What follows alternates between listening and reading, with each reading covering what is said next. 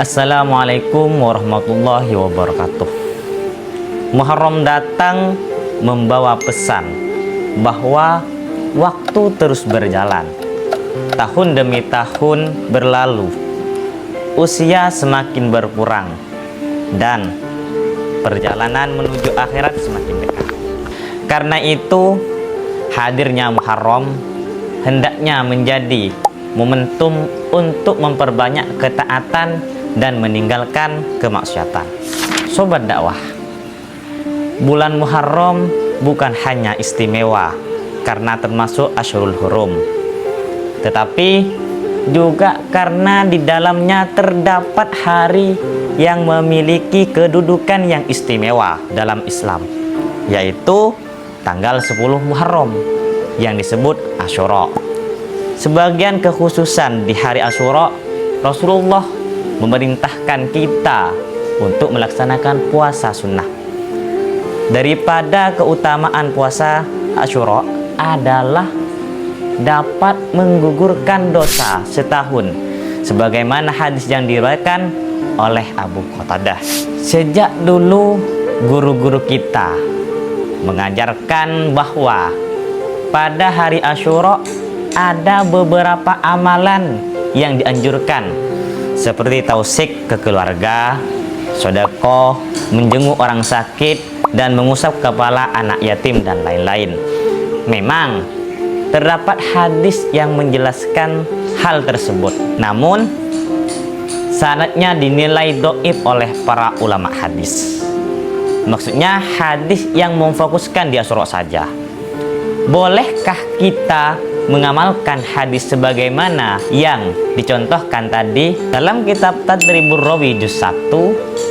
Artinya, dibolehkan menurut ahli hadis dan lainnya untuk bermudah-mudahan dalam sanad dan meriwayatkan hadis dhaif selain maudhu atau palsu, dan mengamalkannya tanpa menjelaskan kedhaifannya. Syaratnya bukan untuk sifat Allah, bukan untuk hukum halal haram, dan suatu yang tidak ada kaitannya dengan aqaid dan hukum.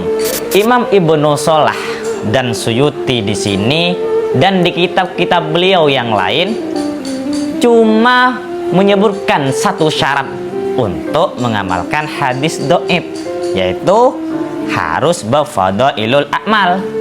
Tapi Syekhul Islam Ibnu Taimiyah menyebutkan 3 syarat. Syarat pertama, dhaifnya bukan yang berat. Syarat yang kedua, hadis di bawah kaidah atau amal yang sudah diamalkan. Syarat ketiga, jangan beriktikad hadis itu pasti sahih ketika diamalkan, tapi beriktikad ikhtiyat. Berbicara tentang amalan yang dianjurkan di hari Asyura yang sudah sangat melekat di tengah masyarakat adalah mengusap kepala anak yatim dan memberikan santunan kepada mereka.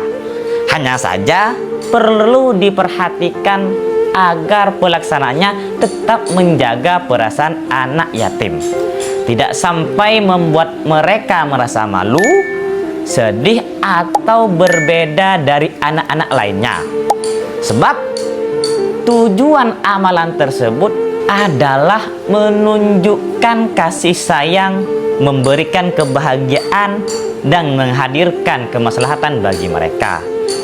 Anak yatim adalah sebutan untuk anak-anak yang ditinggal mati ayahnya sebelum baligh, yang butuh kasih sayang, rasa iba, dan kebaikan. Dan inilah yang sangat dianjurkan dan diperintahkan oleh syariat. Sebagaimana Nabi bersabda, orang yang menanggung anak yatim, baik yatim itu anaknya sendiri atau anak orang lain, aku dan dia seperti 2 jari di surga. Menempatkan santunan anak yatim di tengah ramainya masyarakat memang mengandung berbagai kemaslahatan, yaitu mendorong orang lain untuk juga melakukan kebaikan. Dari Sahal bin Sa'ad bahwa Rasulullah bersabda, artinya sesungguhnya kebaikan itu punya banyak gudang-gudang harta dan gudang-gudang itu punya kunci. Maka beruntunglah bagi hamba yang Allah jadikan dia kunci pembuka kebaikan, kunci penutup kejahatan. Dan celakalah bagi hamba yang Allah jadikan dia kunci pembuka kejahatan, kunci penutup kebaikan.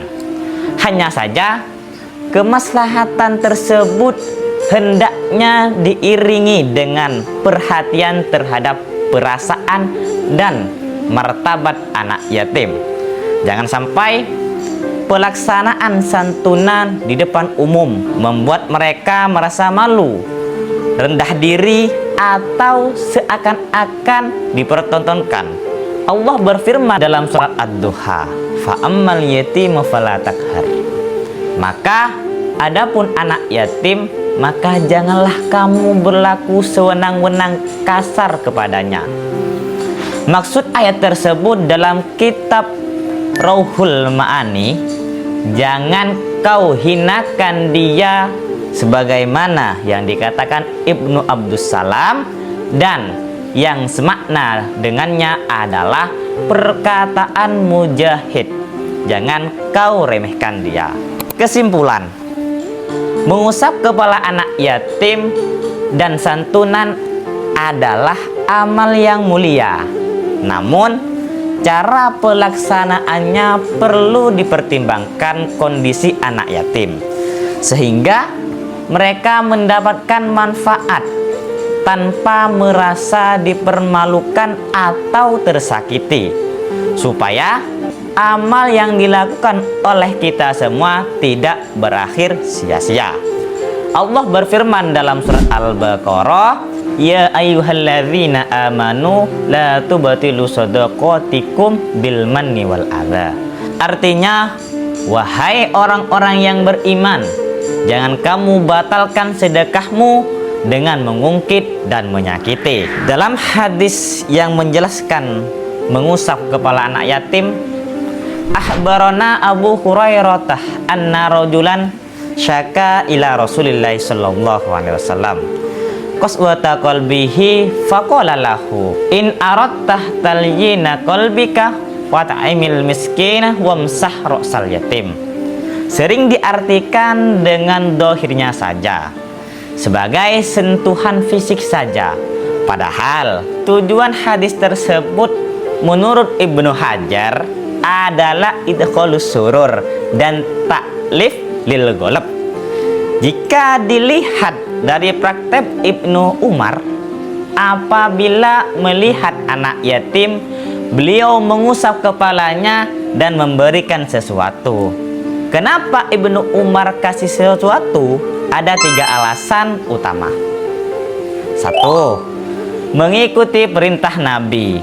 Nabi mengajari sahabat irhamil yatimah wamsah ra'sahu wad'imhu min ta'amikah.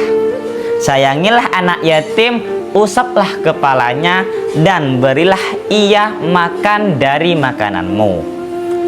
2. Obat 2 hati, sekaligus dia kehilangan bapak, kehilangan nafkah, kasih sayang. Dikasih sesuatu dia merasa aku diperdulikan, masih ada yang jagain. Itu namanya idkhalus surur. 3. Hadits kafilul yatim. Para ulama mengatakan kafil minimal 2 hal, yaitu nafkah dan kasih sayang. Kalau cuman dipraktekkan salah satunya kurang, tapi lebih baik komplitkan dua-duanya. Dari uraian yang panjang tadi, kita dan teman-teman dapat menyimpulkan bahwa tidak semua yang sunnah otomatis baik dalam setiap cara pelaksanaannya. Pelaksanaannya tetap harus memperhatikan tujuan syariat, yaitu mendatangkan maslahat dan menjaga perasaan orang yang dibantu, dan juga perlu bagi kita untuk lebih selektif dalam memahami intisari hadis, bukan hanya fokus pada dohir atau luar hadisnya saja. Mungkin cuman ini yang dapat kami sampaikan, kurang lebihnya kami mohon maaf jika ada kesalahan atau kekeliruan dalam penyampaian dan bacaan. Dari kami mohon maaf yang sebesar-besarnya. Assalamualaikum warahmatullahi wabarakatuh.